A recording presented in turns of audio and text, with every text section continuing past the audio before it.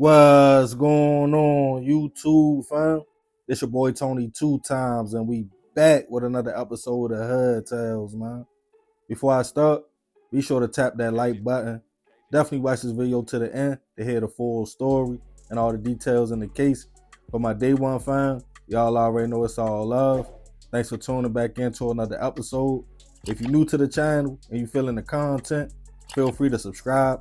Definitely hit that notification bell so you can be notified every time we drop a new video. Oh yeah, feel free to share the channel with your peoples. Everybody is welcome. With that being said, let's get right into the story. For most people, once they leave the shelter of their parents or guardian and the real world hits, they learn fast it's a cold world and life out here. It's all about survival. What some people choose to do to make sure they maintain, like go to school, get a career, or work a regular 9 to 5, others are impatient and rather their money come the fast way, so they take another route. But of course, with fast money comes risk, especially if what you are doing is illegal. Most people weigh out the pros and cons. As long as the reward is greater than the risk, then they go with their move. Trying to find a way out here to survive can break the strongest person, especially if you feel like all you have is yourself, or you are trying to stand alone without asking for help. Some give up, but others fight. No matter what they have to do, they go all in. For men, it might be hitting the streets, grabbing a pack if they choose not to go the traditional route. But for a lot of women, it's the strip club to make a few dollars, even if she is just using the money to fund another dream. Or some use their bodies in other ways. The oldest profession in the book, selling something that a lot of men will pay for. Not judging them at all, but it's definitely a dangerous hustle that comes with a lot of cons. Some women might choose to work for somebody to make sure they make it home at the end of the night. They have a protector, somebody watching their back while they do what they do. But others choose not to pay a fee of the money they earned for doing their thing, and they hit the streets solo. We all know it's a lot of creeps and predators out here, and sometimes, depending on the type of person they run into, things can take a turn real fast. And on this episode of Hood Tales, we'll be taking it right outside of Detroit to Oak Park, Michigan, to discuss the case of a young woman who posted on Backpage to make fast money, but her date had other plans. Back in 2015, 23-year-old Cynthia was trying her best to navigate life in the tough city of Detroit. Originally from Flint, Michigan, Cynthia decided she would leave home where she was enrolled in school at and had a decent job to try to make a better life for herself and venture out in an attempt to stand on her own. Described as a sweet girl with a loving spirit, she quickly realized life and surviving on your own as a young adult can get tough. So to make some money to support herself, she decided with her looks, she could hop on Backpage.com, which was popular at the time, and become an escort. It was a hustle to make fast money. She decided early on it wasn't a career, just a means to an end. Some people in her family knew the route she was taking, like her sister, but others felt she was grown and stayed out her business. After going on a few dates from posting ads, she quickly realized it was good money, but some of the men she was dealing with were weird or throwed off. She told her sister, like, I'm about to stop this and go back to school. It's getting crazy out here. But the money kept the young lady posting. On a summer day, August 14th, 2015, she made her regular daily post, and a man hit her up for an out call. For those who don't know the game, that's when you travel to them and they pay you. He was at the time 26-year-old Jerome Moore. He lived right outside of the city in Oak Park, which wasn't a problem because Cynthia had a car. The two agreed on a set time for 5 p.m. that day, and she told her sister she would be back later on. She had a date.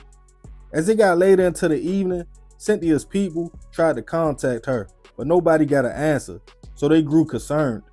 By the next day, that concern grew into panic. The family quickly went to Detroit police to file a missing persons report. They told them the kind of work she did and that she went on a date. Her sister worked for OnStar and was able to see the location of her vehicle, which it was still in the Oak Park area of Michigan. Police knew from the young lady's messages, phone records, and the location of the vehicle, the address she had went to, in which her car was parked a block away from the house. They went to the home and knocked on the door. That's when Jerome answered. Police asked the young man, did he see Cynthia, in which at first he denied. But then he stated, yeah, we linked up from a Backpage ad and had a date. But then she left and I don't know what happened. But police weren't buying the story. They got a search warrant to search the house. When they quickly realized it was a crime scene, as blood and other evidence was found in the basement. Police also searched the young lady's car and also found blood in the trunk. Jerome was held but not formally charged until police received a call of a woman's body found in an alley on the city's west side. When they arrived to the scene, from photos provided by the family, they quickly realized, unfortunately, it was Cynthia. She had been stabbed and passed away from her injuries. With that, Jerome confessed and was charged with first-degree hit. Cynthia's family was hurt. Her mother described her as a sweet girl who made a bad decision when she discovered Backpage. She stated when she finally found out what her daughter was doing, they begged her to stop, and when she told them she would and go back to school. But now it was too late. Jerome never really stated why he took Cynthia's life, and as the case made its way to trial, he showed no remorse. He pleaded guilty to avoid a life sentence for first degree to second degree hit. Jerome sat nonchalant, showed no compassion for Cynthia's family as the judge sentenced him to 30 to 45 years in prison. Her mother, after the fact, stated she wasn't surprised at the lack of emotion from the man that took her daughter's life. She wanted her daughter's story to be a cautionary tale though, for all women, even in their lifestyle or thinking about jumping into it. But even in prison, Jerome's passion for terrorizing women wouldn't stop there. In June 2016, while serving his sentence, he went to see a prison social worker for a therapy session. When COs heard the woman yelling, as they entered the room to see what was going on, Jerome had her mouth covered with her on the ground in the attempt to assault the lady.